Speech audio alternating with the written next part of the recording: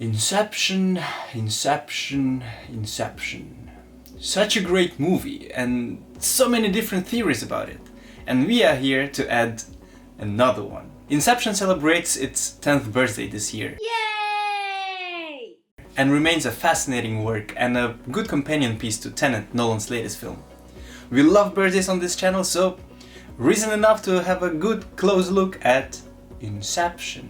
As already mentioned before, we are here to add one more theory to the endless list of theories about this film and discuss how Inception is actually a meta film, just like Tenet. It's a film about a process of making films, while this complex popcorn film concept is just a facade. More importantly, it's about the difficulties during the process of making movies and the essence of a really relevant film dream. We also assume that you really want to know if the totem stopped spinning at the end, right? Well, just stay with us and you'll get a clear answer for that. You'll like it, you'll be surprised. Let's discuss it. First, let's talk about Inception a bit superficially. So, superficially, Inception is just an extension of a heist movie. A movie where a group of specialist thieves, they plan a robbery, come up with genius plans, and so on and so on and so on. But instead of stealing this time from a safe in a dream, which our heroes have done 1,000 times seems like, they decide to plant an idea into someone's head. And in a sense, yeah, it seems like Inception is a heir to a couple of films like The Killing and The Astral Jungle, but there's a series of films that Christopher Nolan loves even more. Can you guess which one? Because he already admitted it 1,000 times? Of course it would be James Bond. And you can see a lot of influence of Bond films, movies in here. More specifically, the influence is coming from On Her Majesty's Secret Service, which is also, by the way, Christopher Nolan's favorite Bond movie. You can see that influence the clearest in the first and the last sequence of a film. So Cope, our protagonist and also our spy, as a globetrotter, becomes this globe-trotting burglar who also, just like Bond, experiences a large-scale adventure full of action, love, tragedy and emotion. So Nolan presents the James Bond as a mirror to his ultimate movie dream, something he will repeat in Tenet. However, in Tenet, Thunderball will take the center stage. Furthermore, Inception is heavily influenced by old Greek myth. For example, by that one of Theseus. Theseus was just this god who volunteered to kill the Minotaur, and Ariadne, who madly fell in love with Theseus, helped him to navigate the labyrinth in order to kill the Minotaur. So it's absolutely not a coincidence that Nolan incorporates labyrinth so much in his movie, and that Ariadne is actually the one helping Cobb to get out of his labyrinth, which would mean actually eventually forgetting Mel. Another strong mythology incorporation is that one of Orpheus. Now, what did Orpheus do? As we know, Orpheus' wife Eurydice, she died because of a snake bite. So Orpheus, he tried to go to Hades, the god of the underworld, to try and save her. And here, Cobb didn't even need Hades to trap a soul in the underworld, because Cobb created his own hell of dreams, where he trapped Mel. And just like Orpheus, Cobb makes one mistake and loses his lover forever. And here stops the superficial part. We just established that there are some Bond influences, we have also established that it's influenced by some old Greek myth and so on and so on. But what is the core of a movie? We said the core of the movie is a film, a meta film, which means that this film is about making of the films. So let's get to comparisons. Step number one. Let's compare the looks of Cobb with Christopher Nolan himself. Just look at them, they're like twins, they're like twin brothers. So Cobb is a director who, like Nolan, starts a large-scale project with a lot of different people. He has a producer, who is Saito. He has a designer, who is Ariadne. He has a producer assistant, who is Arthur. He has an actor, which is Eames. And he has some manager caterer, which is Yusuf. And while Nolan is trying to make a Bond-like dream movie, Cobb is trying to get the greatest heist ever off the ground. But both directors are confronted with the classical obstacles during making a film. There is, of course, this undesirable influence of private life in the job. Think of it, in real life it can be anything from depression to burnout, but in Cobb's case it's Mal, his ex-wife, that comes to thwart him. In real life there's an environment that filmmakers consider to be intruders, and in the film they literally talk about intruders. In real life there are competitors, and also in the film there are competitors. Think for example of The Man of Kabul. In real life there are always directors who doubt the morality of the project, and in the film Cobb starts realizing that planting an idea into someone's head might be the greatest danger ever. So Nolan uses Cobb's character as a reflection of himself. That would mean though that Nolan is trying to plant an idea in our heads as well, right?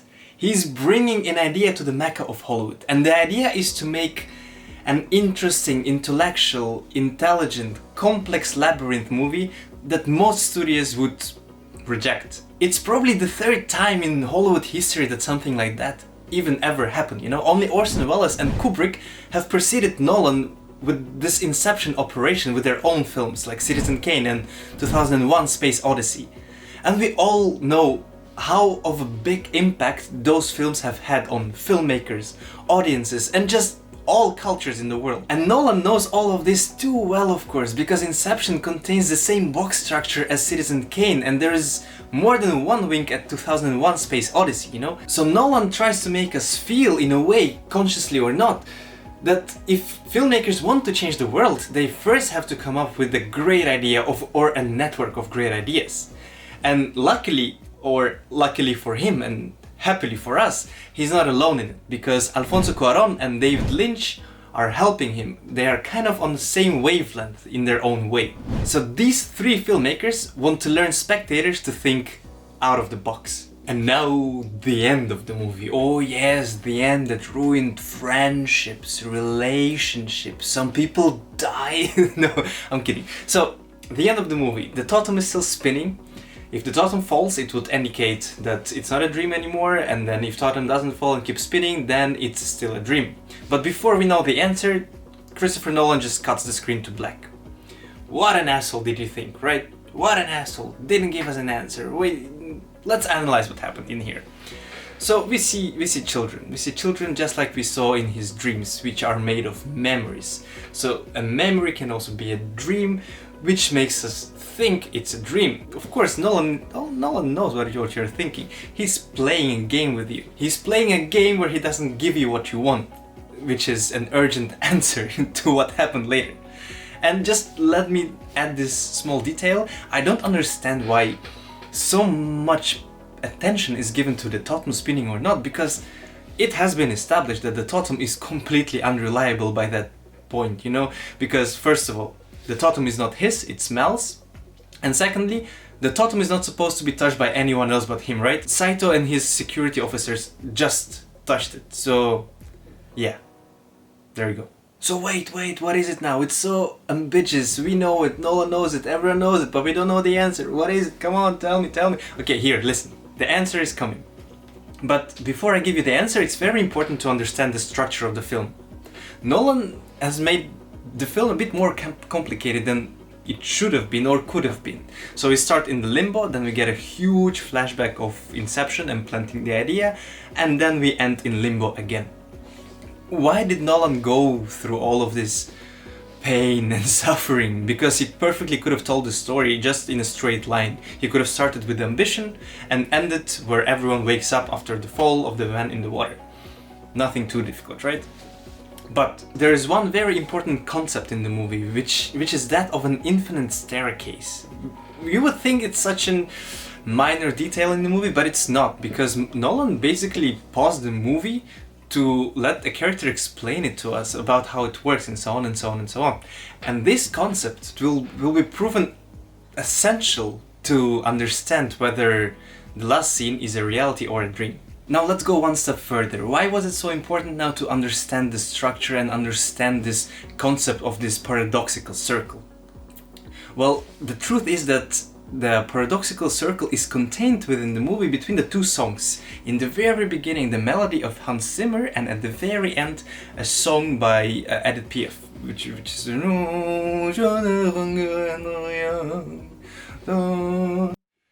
You get what I mean. The truth is that Hans Zimmer's melody is actually a delayed, a slowed down version of Edith Piaf's song.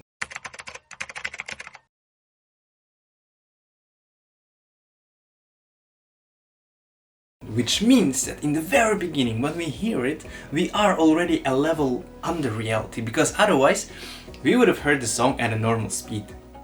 And at the end, if you hear this song, that would mean that you have to wake up, which means that you are still dreaming, and this gives us the perfect 100% clear and correct answer to the never-ending question: does the totem fall? No, it does not fall. We and Leonardo DiCaprio, who plays Cobb, is still in a dream, and we have to wake up as soon as we hear Edith Piaf's song at the very end. So Inception seems to be this popcorn film about the complexity of making a movie as a dream, but then a movie dream that will never end.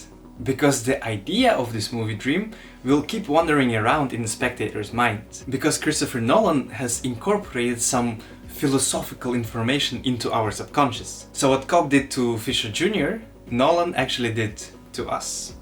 And that's it for today. Thank you guys for watching. If you liked it, please like. If you liked it a lot, smash, destroy the subscribe button. And as usual, please leave a comment below, tell us what you think about the episode.